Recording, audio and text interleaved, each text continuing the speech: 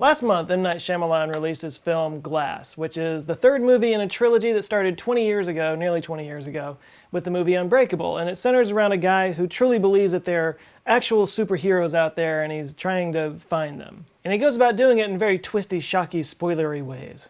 Now, whether there are actual X-Men mutant type people out there just waiting to wreak havoc on the world or save it, there are actually people out there that have abilities that go far beyond what we consider to be normal human abilities. One might even call them superhuman. Who didn't think when they were a kid that if they just believed hard enough and tried hard enough and focused hard enough that they could fly or shoot lasers out of their eyes or lightning bolts from their hands? I know I did. Yeah, this isn't that. Okay, so maybe these people aren't the Avengers or anything, but they can do some things that you and I just can't do. And by the way, some of these things, little disclaimer here, you shouldn't try them. I mean, you may want to, but just take my word for it. Just don't. No. First up is Veronica Seider, the woman with superhuman vision. Veronica Seider was born in West Germany in 1951. It was West Germany back then. And she had a relatively normal childhood, eventually went to school at Stuttgart University. And this is where she discovered that she had something a little bit special about her vision. Like, she always knew she had good vision, but she didn't know that it was especially better than anybody else's. She eventually got curious enough about this that she went to some researchers at the university and they tested her vision and found out that, yeah, her vision is quite a bit better than most people's. In fact, she had the ability to recognize a person from a mile away, or 1.6 kilometers. So when you hear the term 20/20 vision all the time, you might not know exactly what that means. It basically means that at 20 feet away, you can see with the clarity that normal people see at 20 feet away. So if you're nearsighted like me, you might have something like 20/100 vision, meaning you see something 20 feet away at the same clarity that somebody else sees 100 feet away. And all you metric Nazis, just calm down. Okay, this is how they use it. This is the way it's done. This is they use imperial. Can't change that. So anyway, using that as an example, in this case, Veronica would have something like 5,020 vision, a mile being 5,000-ish feet away. In fact, her vision was so good that she had trouble watching TV because she could see the individual pixels. You know, every individual pixel of the TV is made up of 3 different colors, red, blue, and green, and she could actually see those individual colors in the pixels, and it was distracting for her. In fact, she's been called the eagle-eyed woman because she basically has the same visual acuity as an eagle. Luckily, she chose not to be a sharpshooter or something like that for a living. She decided to be a dentist, so she's a professional dentist, and I'm sure she never misses a cavity. Next up is Daniel Tammet, the man with superhuman memory. Daniel was born in 1979 in London, and he experienced seizures when he was a kid, epileptic seizures that he eventually luckily grew out of with some medical treatment. And he realized very young that he had an aptitude for memorization, especially with numbers, and so by the time he was 20, he was competing in World Memory Championships. He was actually able to memorize pi to 22,514 digits. I don't know my wife's phone number. What? It's technology's fault. So some researchers started studying him just to try to figure out how he's able to do these amazing memory feats, and about the age of 25, they diagnosed him with Asperger's syndrome, but he also has savant syndrome. Savants are people that have a high aptitude, just a natural aptitude for certain intellectual or creative things. Now, usually this means that they are diminished in other capacities, but they found that Daniel is actually a very high-functioning autistic savant, which means that he can actually explain how his brain does what it does, which is incredible to researchers. And this also led to another discovery about Daniel. He also, while being a savant and being slightly autistic, he has synesthesia. I cover synesthesia in a different video, but it's this thing where you associate different sensory characteristics to numbers and letters and things.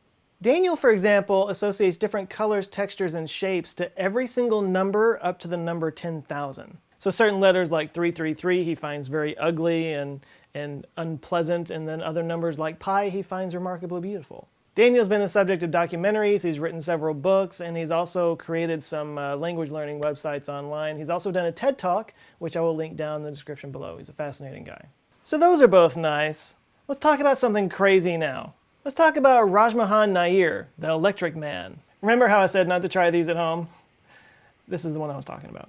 So normal mortal human beings can be killed with less than 1/10 of an amp of electricity running through their bodies. Any more than that can cause organs to fail and can stop your heart, which you kind of need. But for some reason that nobody seems to be able to understand, MOHAN Nair can take several amps at a time and just shake it off like Taylor Swift. My references are current AF. His body is more than 10 times more resistant to electricity than the most regular human bodies. He can actually power light bulbs and even power tools, running electricity through his body. And he does so with no adverse effects at all. Sort of. He says he kind of glazes over and goes blind, so there's that. And it doesn't seem to be doing any wonders for his teeth. Sorry, just saying. Often when he shows off this ability, he puts the cord on his tongue because of the fluid. It actually makes it a lot more conductive. So if he comes up and tries to shake your hand and he's got a cord in his mouth, don't. And the way he discovered this ability is actually, it's kind of sad. Supposedly his mother died when he was 7 years old, and he was distraught and despondent, and he tried to kill himself by climbing up an electrical pole and grabbing the transformer. And it turns out nothing happened.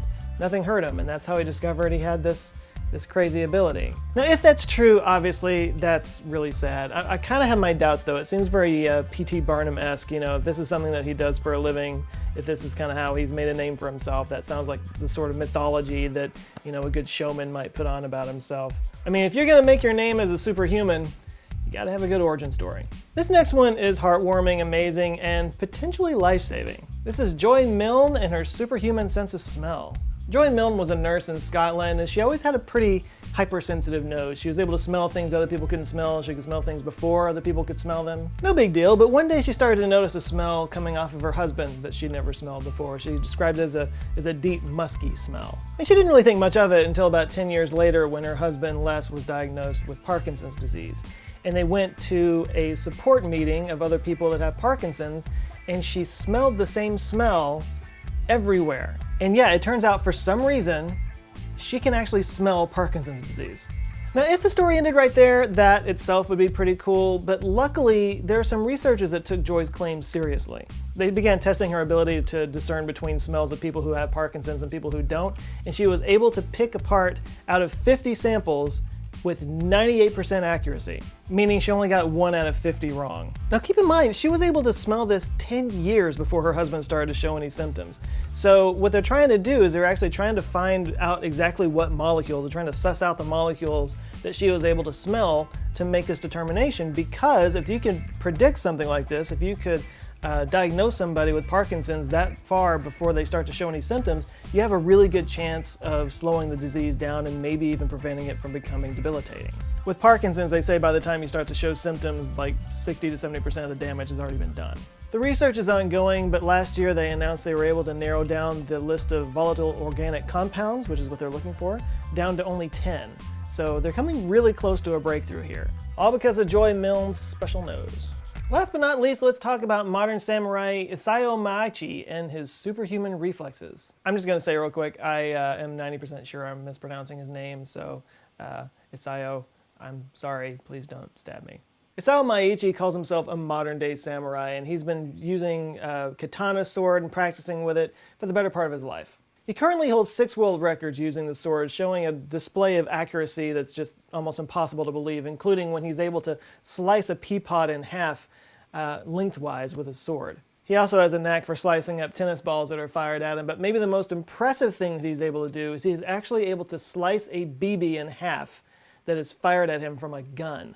This is a skill he's demonstrated many times. In fact, one of his world records involves this, but it's even more impressive to consider that he actually unsheaths his sword when he does it. So just the fact that he's able to unsheath his sword that fast is incredible, but the fact that he can determine the trajectory of the BB in such a short amount of time, it's superhuman. In order to get to the BB in time, he has to be swinging toward it before it even leaves the gun, and his mind has to calculate where that plastic BB will end up within the first milliseconds of it leaving the barrel. And this is actually an ability that Major League Baseball batters have, that they actually start the swing as the ball is leaving the pitcher's hand, especially if they're throwing a fastball, and they have to calculate where the ball is going to go according to where the ball is when it first leaves the pitcher's hand. This is something that can't be consciously thought out. The brain's conscious mechanisms are just way too slow. This is something that has to be deeply subconscious and only acquired through lots and lots of practice. So maybe that's all it takes to get superhuman, just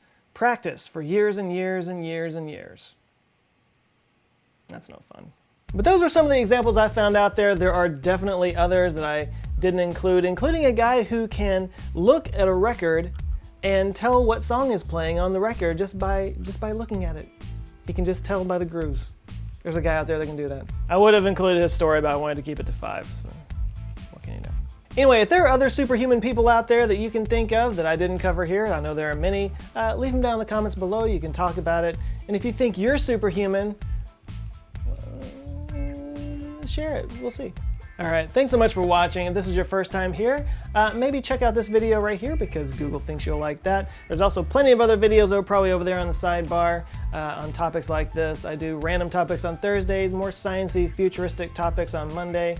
And if you like that kind of thing, please do subscribe because I come back every week. I stay busy. Cool t-shirts available at the store at answerswithjoe.com/shirts. Go check those out. Thanks again for watching. You guys go out now, have an eye-opening rest of the week, and I'll see you on Monday. Love you guys. Take care.